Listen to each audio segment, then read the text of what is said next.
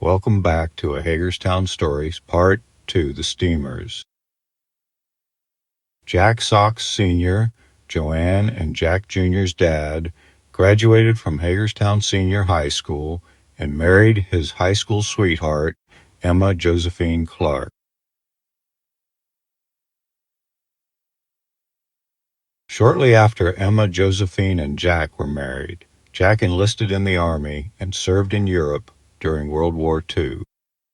After the war, he and his high school friend Don Darkis started a fledgling television repair and antenna installation business. That's Jack and Don hanging perilously from an antenna. Yikes! Eventually, Jack and Don decided steady pay without the headaches of running their own business would provide a better life for their families, so they both went to work at Fairchild Industries. Jack became an accomplished machinist at Fairchild. In his spare time, he tackled every do-it-yourself project imaginable, from adding a sunroom to their home, creating a Fairchild A-10 fighter jet weather vane, and building sundials for family. Jack Sr. was also an avid photographer and movie enthusiast. Emma Josephine, the consummate homemaker, specialized in preparing delicious home-cooked meals that would put a smile on your face, and on special holidays prepared grand feasts, hosted birthday parties, hosted wedding receptions. She planned Sunday excursions wearing their Sunday best.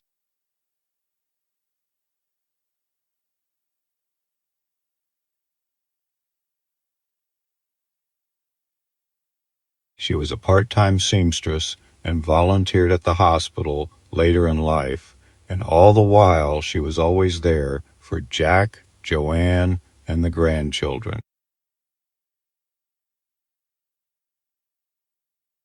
Fred and Ivy passed away in 1958. After their passing, Jack Sr. operated the Tavern while still working full-time at Fairchild until he sold it in the early to mid-1960s. Rumor has it the sale happened around the time I started dating his daughter, and he didn't need any more temptation around alcohol. But seriously, Jack Sr. was not one to imbibe, and he didn't particularly enjoy running the Tavern. Between the full-time job, maintaining their home on the outskirts of town, maintaining the miller's sawmill property, and raising two active kids involved in scouts, baseball, softball, and church, it was more than enough to keep one family busy.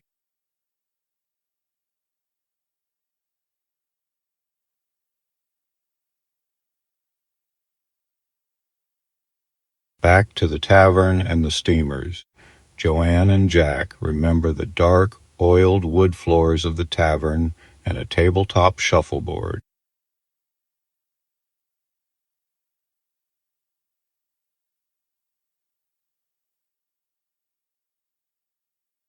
Imagine a tipsy patron exiting the Tavern and not paying attention to an oncoming train.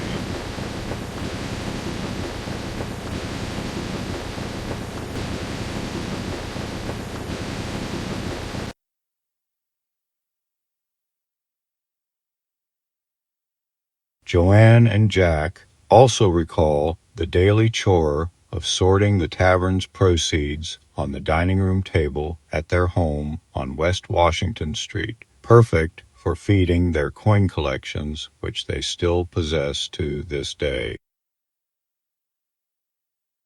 Young Jack Jr. would occasionally help Great-Grandma Munshauer make her delicious steamers.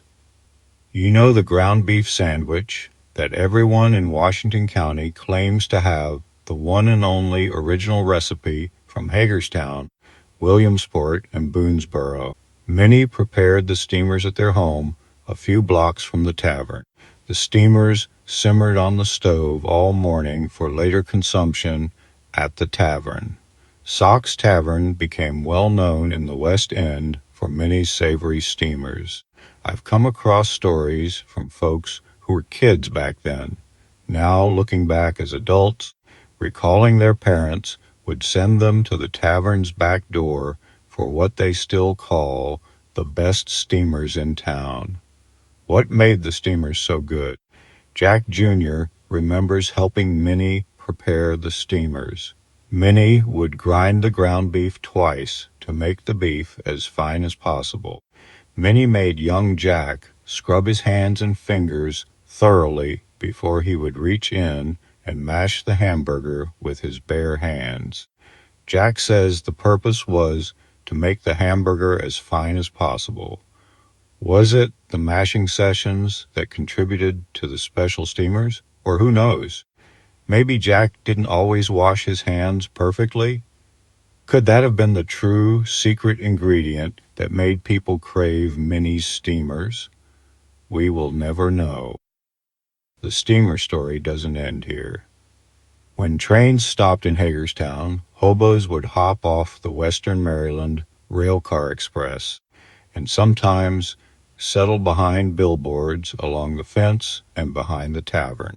Big-hearted Grandma Munshauer would send little Jack out the back screen door with steamers for the hungry travelers gathered there. After a full stomach, the hobos would sleep behind the billboards, then leave the next day for their next railway adventure. Jack Jr. remembers that Fred and Ivy never ever locked the doors to the tavern.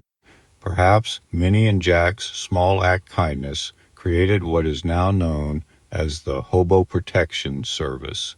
It kept the tavern safe and free from any trouble.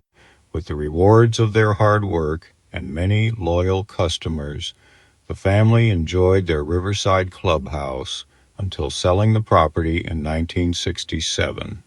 Jack Jr. and Joanne spent countless happy summer days there on the river. These old photos and movies captured a slice of Hagerstown life that has faded away, but the stories, the steamers, the family gatherings, and the hard-working spirit live on. I heard it said, and I am paraphrasing, that it is not where you start, but where you finish. And while you are on that journey, be great each day. These stories are a reminder that paradise isn't always grand. It's often found in the simple, smoky taverns, riverside summers, and acts of kindness on the wrong side of the tracks. Thanks for watching.